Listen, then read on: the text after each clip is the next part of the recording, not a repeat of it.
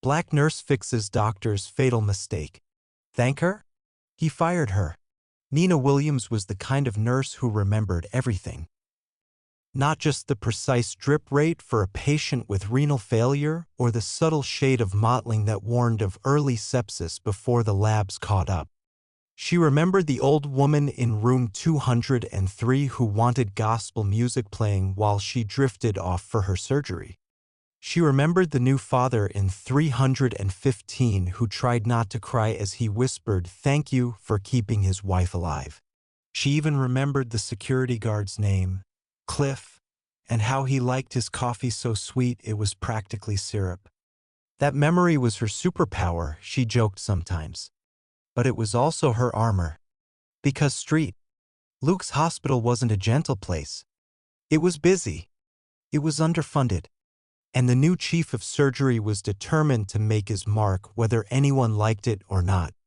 Dr. Chase Landon swept into the ICU like he owned it because in many ways he did. Tall, lean, square-jawed, with perfectly parted dark hair and a voice that stayed cool even when it delivered devastating news. He had trained at Johns Hopkins. He made sure everyone knew it. He wasn't cruel, exactly, but he was ambitious in that raw, relentless way that treated mistakes as crimes and colleagues as competition. Nina watched him work the first month after his arrival with careful neutrality. She wasn't one to gossip in the break room. She wasn't there to make friends. She was there to keep people alive. And she had learned over years of working double shifts and picking up slack for the underpaid staff that there were surgeons you watched. Landon was one of them. That Thursday had begun like any other. Nina arrived at 6:45, 15 minutes before her shift, the sky outside still inky and star-pricked. She changed into scrubs, tied her hair back in the tiny locker room with its peeling paint, and walked the halls with practiced ease, checking charts before most nurses even clocked in. She made her notes with the same steady hand she'd used for years. She felt calm, ready. It was about 9:30 when the crash call came over the intercom. Code blue. Or 2. Code blue. Nina didn't think. She ran. Or 2 was a mess. A cardiovascular procedure gone wrong. Blood pooled under bright lights. The anesthesiologist looked pale and sweaty. A scrub nurse was fumbling with clamps. And Dr. Landon was shouting, voice low but urgent. Clamp. Clamp. Now. Damn it. I said now. Nina pushed through the door, ignoring the harsh look from the circulating nurse. Where are you bleeding from? She barked, voice cutting through the panic. Landon snapped his eyes to her. The right internal thoracic. It's torn. Suction. Nina didn't hesitate. She grabbed the suction herself, guided it while pushing sterile pads into the field, eyes on the monitor. BP dropping. Fast. She felt her gut twist. You're too lateral, she said evenly. Landon's head jerked toward her. What? You're clamp. You're catching muscle sheath. You'll shear it worse. Get out of my oar. You want to kill him? Move 2 millimeters medial. Now. Dash. For a breathless moment, everything froze. The beeping from the monitor slowed like a heart waiting to see what came next. Then, cursing under his breath, Landon adjusted. Blood flow eased. BP stabilized a notch. Nina didn't relax. She handed him a new clamp. Try again. He took it. Used it. The bleed stopped. The room seemed to exhale all at once. The anesthesiologist let out a shaky breath. The scrub nurse fumbled less. Landon just stared down at the closed field, shoulders rigid, gloves soaked. Nina didn't say anything else. She just held the suction, held the line. When it was over, they wheeled the patient out, still alive, though by the thinnest of margins. Outside the OR, Landon stripped off his gloves. He didn't look at her. You had no authority to speak to me that way. Nina's pulse still pounded in her ears. I had the authority to keep that man alive. He turned slowly, eyes hard. You undermined me in front of my team. I saved your patient. He leaned in, voice low. You think you're the hero here? This isn't your call. You're a nurse. I'm the surgeon. Nina's jaw set. She was tired. So tired. You're the surgeon. That's right. Which is why you're the one who would have killed him if I hadn't spoken. He inhaled sharply. For a second, she thought he might hit her. But he didn't. He just turned on his heel and walked away without another word. She stood there in the corridor, surgical cap in her hand, the floor beneath her feet cold as ice. Around her, the hospital kept moving, pagers chirping, gurneys rolling, voices calling codes in distant wings. Life going on, like nothing had happened. But she knew what had happened. She'd saved a man's life, and she'd made an enemy doing it. Nina didn't sleep that night. She sat at the little kitchen table in her cramped apartment, the one with a burn mark from a dropped pan, drinking coffee that had gone cold long ago. The city outside her window never really quieted down, not here in this part of town where sirens were as common as lullabies. But inside it was silent enough to hear her thoughts. She kept replaying the surgery over and over in her head. The moment she'd pushed through the door, taken in the mess in one glance. The way the blood had gushed across the sterile drapes like an accusation. Landon's face when she'd called him out. Get out of my or. The words echoed like a threat. She rubbed her eyes hard, trying to scrub the memory out of them. But then she remembered the monitor. The blood pressure stabilizing. The way the patient had still been breathing when they rolled him out. That was what mattered. Wasn't it? She was early for her shift the next day. She always was. Habit and something like superstition. If she walked the floor before the others, read the notes, check the meds, she felt like she was holding back the tide by an inch. It wasn't much, but it was something. She was reviewing a chart at the nurse's station when the murmuring started. Not loud, not direct. Just that subtle hush that fell whenever someone in scrubs passed behind her. Words she couldn't quite catch.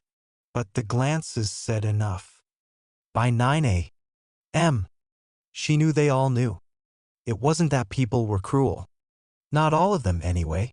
Some were just scared. Of Landon. Of losing their jobs. Of getting noticed in the wrong way. She caught Tanya, one of the newer nurses, watching her with big worried eyes. Hey, Nina said gently. You need something? Tanya hesitated. Is it true? What happened in or two? Nina set the chart down carefully. I did what I had to. Tanya swallowed. They're saying you yelled at him. That you embarrassed him. Nina's jaw tightened. I told him he was about to kill someone. And I didn't whisper it. Tanya went pale. Oh. Look, Nina added, trying to soften her tone, you don't have to pick a side. Just do your job. That's all any of us can do. Tanya nodded quickly, blinking hard, and scurried away. By lunchtime, the rumors had bloomed like mold in a damp corner. She heard snippets in the break room. He's gunning for her now. You know how he is about respect. She made him look stupid in front of the anesthesiologist. She didn't defend herself. She didn't bother. What was the point? She just finished her shift, double-checked her patients, held one old man's hand while he gasped through late-stage COPD, humming softly until the morphine drip finally eased his panic. When she clocked out, it was dark again. She walked home under streetlights that buzzed like angry wasps, the hospital receding behind her like a bad dream. The next morning, the summons came. A folded note in her mailbox in the staff room. From administration. Polite. Cold. Meeting. Dr. Landon present. 11 o'clock. Conference room B. Her fingers shook as she read it. She felt her stomach turn, but she folded it neatly, put it in her pocket, and went back to her rounds. She checked Mrs. Ramirez's dressing, adjusted the 4 on a dehydrated kid whose mom had been crying in the hall, made sure the med cart was locked, because the work didn't care if you were scared. The work still needed doing. At 10:55 she washed her hands, smoothed her scrubs, and walked down the hall. Each step felt like it was made of lead. She could see Landon through the glass door of the conference room, arms folded, lips pressed in that thin line that meant he was seething behind the professional mask. 2 admin staff were there too. Mrs. Green from HR, clutching a folder. Mr. Daniels, the hospital manager, tapping a pen against his notebook. She knocked once, opened the door, stepped inside. Nurse Williams, Daniels said, voice too cheerful. Have a seat. She did. Hands in her lap, posture perfect. We've received a complaint, Daniels continued, not meeting her eyes. About your conduct yesterday. Nina didn't speak. She waited. Dr. Landon, Daniels prompted. Landon didn't look at her at first. He kept his eyes on the table. When he spoke, his voice was calm, deadly calm. Yesterday, Nurse Williams grossly overstepped her role. She challenged my judgment in the middle of a critical procedure, undermined my authority in front of my team, and disrupted the sterile environment with her interference. Nina felt her throat close. She forced it open. I told you how to save the patient. Landon's head snapped up. Eyes cold. You contradicted me. In my or that's insubordination. Daniels cleared his throat, trying to smooth it over. Nurse Williams, we respect your commitment to patient care, but there are protocols for raising concerns. Don't you think this could have been handled more professionally? Nina let out a breath she hadn't meant to. A harsh, humorless laugh. You want to know what would have happened if I'd waited for the professional channel? He would have bled out on that table. Silence. Mrs. Green shifted in her chair. Nina, she began softly, no one is questioning your intentions. But the team dynamic is critical. Dr. Landon has to know his staff will follow orders without hesitation. Nina's voice went low, trembling, but clear. I will never watch someone die because I was too polite to speak. The room fell silent. Daniels tapped his pen once more. Landon didn't blink, didn't move. Then maybe, he said, voice quiet as a scalpel, you shouldn't be here. The silence in the conference room settled like dust, fine and choking. Nina sat absolutely still, her back straight in the plastic chair, fingers interlaced in her lap so tightly her knuckles were white. Across the table, Dr. Landon didn't look at her. Not really. He just watched a point past her shoulder, as if acknowledging her presence would somehow contaminate his authority. Mr. Daniels cleared his throat again, the sound somehow both apologetic and final. Nina, you have to understand, this hospital relies on clear chains of command. The OR is one place where there can't be confusion, can't be competing voices. The surgeon has to be able to trust the team will follow his lead. She inhaled slowly, let the air sit in her lungs for a moment, pushing against the tightness in her chest. When she spoke, her voice was even, but quiet. I was the team that day. I was the only one willing to tell him he was killing that patient. Mrs. Green winced at the word killing dash as though it were a profanity spoken in church.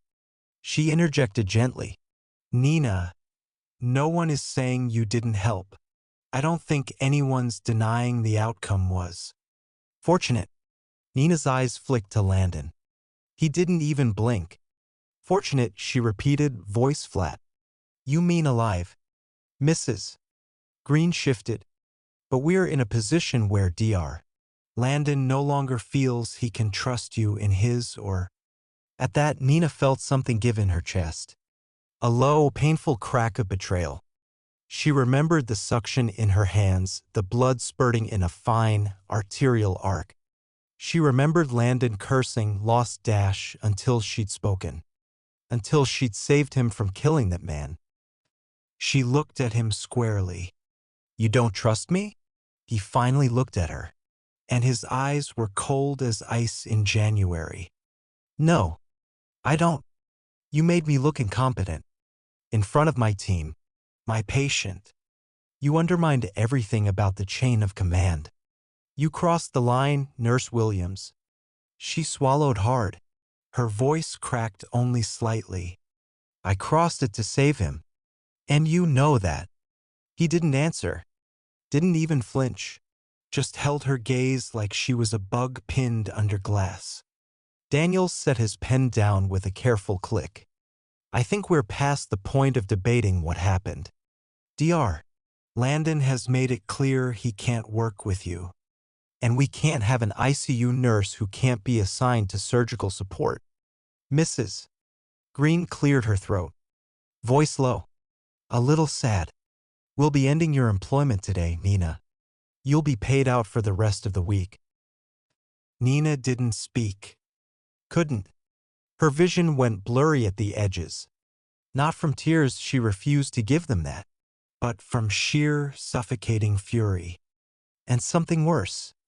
Resignation. She stood carefully, picked up the folded note they'd sent her, pressed it flat between her fingers until the crease sharpened. "Do you need me to sign anything?" Mrs. Green shook her head, eyes dropping. "We'll handle it. We'll mail your paperwork." Nina nodded once. She didn't say thank you. Didn't say goodbye. She turned, opened the door, and walked out. She didn't go to the staff room to get her bag. She didn't want to see the looks. Pity from the ones who liked her. Smug relief from the ones who thought she deserved it. Fear from the ones who knew it could be them next. She just walked. Past the nurse's station. Past the humming vending machines. Past the walls with their cheerful, bland art prints meant to soothe patients who couldn't afford real hope. She pushed through the heavy front doors and into the freezing wind. It whipped at her hair, at the edges of her scrubs, but she didn't shiver. She didn't feel anything at all. She walked all the way home. 3 miles. Through gray city streets that smelled of car exhaust and hot pretzels from sidewalk vendors. Past the bus stops where people in heavy coats clutched coffee cups and refused to meet each other's eyes. She let the cold bite her. Let it numb her face, her hands, her heart. When she got to her building, she paused at the door, looked at her reflection in the cracked glass, saw the fierce, exhausted woman looking back at her. "You did the right thing," she whispered. Her voice wobbled. "You did the right thing." But it didn't sound like comfort. It sounded like a question she wasn't sure she could answer anymore. She went inside, locked the door behind her, and finally let the tears come, hot and silent, as the city kept moving outside, unaware and uncaring. The next week felt like drowning in slow motion. Nina woke before dawn each day, just as she always had, her body refusing to adjust to the lack of a shift. She still made coffee, still tied her hair back neatly, and then sat at the kitchen table, staring at the cup until it went cold, listening to the old radiator knock and hiss in the silence that had replaced her routine. The hospital had sent her final check in the mail. It was pitiful, barely enough to cover a single month's rent. No severance, no benefits. Her phone buzzed with automated reminders. Rent due. Electric bill past due. She silenced them one by one, watching the screen go dark after each. The worst part wasn't the bills, though, or even the silence.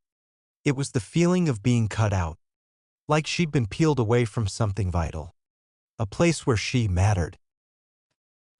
It wasn't as though she had never considered leaving Street Luke's. Plenty of nurses did. They left for better hospitals uptown, for teaching positions, for travel gigs that paid 3 times as much. But she'd stayed, because Street Luke's was hers, because the patients who came through those doors weren't the wealthy, insured, easy cases. They were the ones who got lost in the system, the ones no one else wanted. She thought of Mrs. Ramirez, who didn't speak enough English to argue when the resident tried to rush her discharge. Of old Mr. Baxter, who had no family left but who called her sunshine, even when he was in agony. She'd stayed for them, and now she was gone. When she did finally leave the apartment, she walked like a ghost.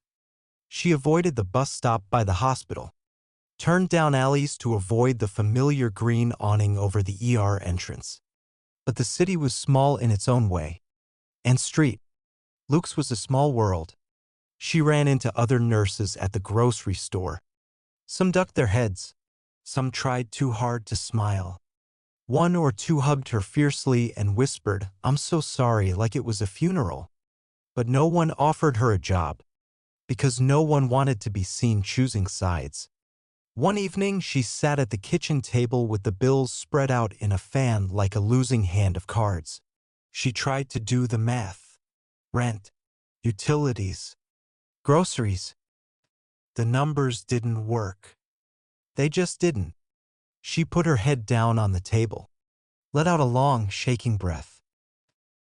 The next morning, she went online. She filled out applications for clinics she'd never considered before. Ones in neighborhoods she'd avoided after dark. Ones that didn't have ICUs at all, just basic care and triage. She lied on one application and left off Street Luke's entirely. On another, she included it but skipped the last month of dates. She hated herself for both. A week passed. No calls. Her savings dwindled to nothing. She found herself counting change in her coat pocket on the way to the dollar store, putting items back on the shelf when the total rang too high. She walked home one day with a plastic bag containing only bread, peanut butter, and a bruised apple. As she climbed the cracked steps to her apartment, she felt something hot and humiliating prickle at the corners of her eyes. She didn't cry. She refused to cry. But that night, she got a text. From Tanya, the new nurse at Street Luke's. Just 3 words. "Call me. Urgent." Nina hesitated, heart thudding. She hadn't spoken to anyone from the hospital in weeks. She almost put the phone away. But she didn't. She pressed call. Tanya picked up on the first ring. Her voice was low, breathless. "Nina? Oh, thank God. Listen, I don't have much time. He's trying to blame you for that code." Nina blinked. "What?" "He put something in the report. Said you interfered, that you were reckless, that it was your fault it even got that bad." Nina's mouth went dry. "That's a lie." "I know. We all know. But he's making it official. He's trying to make sure no one will hire you. Ever." Nina closed her eyes. Let the words hit, like punches. "Why are you telling me this?" Tanya's voice cracked. "Because you saved that patient. And because if he does this to you, he'll do it to the rest of us. I can't just sit and watch." Nina exhaled shakily. "Thank you. Truly. I don't know what you can do, but I thought you should know. I have to go. I'll deny I called you if anyone asks." "I'm sorry." The line went dead. Nina sat there, phone still against her ear. The apartment was dark except for the streetlights filtering through the blinds in pale, skeletal bars. He wasn't just firing her. He was trying to erase her. She lowered the phone slowly, set it on the table.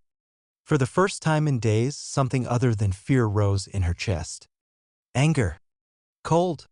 Precise. A scalpel, not a club. She wasn't done yet. Nina didn't sleep that night either. But for once, she didn't spend it staring at the ceiling or trying to make the bills add up. She sat at her kitchen table with a battered old notebook open in front of her, writing and rewriting what had happened in or two in small, cramped, painfully precise handwriting. Everything. Every clamp. Every command. Every insult. Every second she remembered. When the sun finally rose, it found her slumped over the pages, exhausted but determined, pen still in her fingers like a weapon. That morning, she didn't make coffee. She didn't change into fresh scrubs she wouldn't need. She dressed in her one decent pair of slacks, the faded blouse she used for interviews that hadn't come. She brushed her hair and pulled it back tight. Looked at her reflection in the cracked bathroom mirror. Get up, she told herself. Her voice was hoarse. Get up and fight. By mid-morning, she was on the bus, notebook clutched to her chest like a shield. The city rattled by outside, early commuters and delivery trucks and school kids with two big backpacks. She didn't see any of it. Her stop was the courthouse. Not because she had a lawyer, she couldn't afford one, but because she needed to know what she was facing. Because the admin office in the basement had a bulletin board full of pamphlets, workers' rights, whistleblower protections, wrongful termination. She took every single one. She spent hours in the public library, reading them until her eyes burned. She didn't understand it all, but she understood enough. She went home, made calls, found a legal aid number that didn't hang up on her. Talked to a paralegal who sounded too young to have ever worn scrubs but who listened all the same. Who told her, carefully, that retaliation for reporting unsafe practices wasn't just unfair. It was illegal. Nina felt something loosen in her chest. She wasn't crazy. She wasn't wrong. 2 days later, she walked into street. Luke's again. She didn't use the employee entrance. Didn't wear her badge. She walked in the front like any visitor, past the old security guard, Cliff, who blinked at her in surprise. Nina? You okay? She managed a tight smile. Not really. But I will be. She went to HR. Asked calmly to see Mrs. Green. When they told her Mrs. Green was busy, she sat in the chair by the desk and waited. And waited. And when they tried to tell her to leave, she folded her hands in her lap and said, voice perfectly polite, I'm not leaving. I'm here to make a formal complaint. Eventually, they let her in. Mrs. Green's face was pinched, exhausted. But there was fear there too, because Nina hadn't come crawling to beg for her job back. She had come to fight. I'm here to report unsafe surgical practices, Nina said, voice shaking but steady. I'm here to report that I was fired for preventing a fatal mistake. She handed over the notebook. Pages full of times and dates and direct quotes. Blood pressures. Clamp placements. Dr. Landon's words verbatim. You can bury this if you want, she added, voice low. But I'm filing it. And if you lose it, I'll file it again. And again. And if you fire anyone for backing me up, I'll make sure the papers know it. Mrs. Green opened the notebook. Read for a long time. When she looked up, her eyes were wet. She didn't say, I'm sorry. Didn't say, good job. She just nodded once. Slow. It wasn't over that day. Of course it wasn't. Hospitals are bureaucracies. And Landon had friends. But so did Nina. Tanya came forward first. So scared she was shaking, but she told the truth. The anesthesiologist filed his own note, short and cold, confirming Nina's correction had stopped the bleed. Even the scrub nurse wrote it down. It spread, because truth has a way of doing that, even in places that try to bury it. Weeks later, the hospital didn't fire Landon. Of course they didn't, but they didn't give him the ICU anymore. They watched him. Carefully. And Nina? She didn't get her old job back. She didn't want it.